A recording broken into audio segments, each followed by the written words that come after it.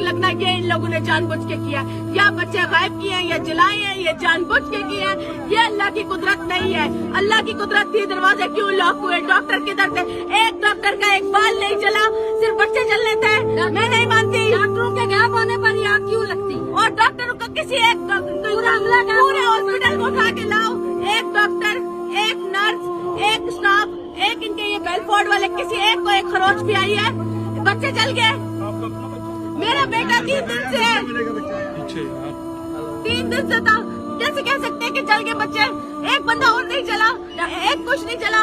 एक आदमी इनका कहता है कि हम लोग बड़े लोगों को बचा रहे थे। क्यों? बड़े लोग पाँव से चल नहीं सकते थे, तुम लोग उनको बचा रहे थे।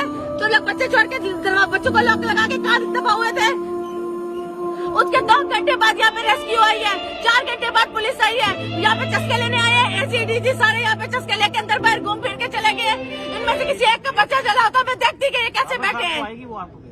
आप बताओ, आप में से किसके बच्चे को आग लगी होगी? आप स्कूल से बैठे होगे, आगे से कहते हैं डॉक्टर। मैं यहाँ पे पिछले 15 दिन से हूँ, यहाँ का नर्स स्टाफ, जलील तरीन स्टाफ। मैं बताती हूँ, पैसे ना दो तो यहाँ पे ये लोग काम नहीं करते।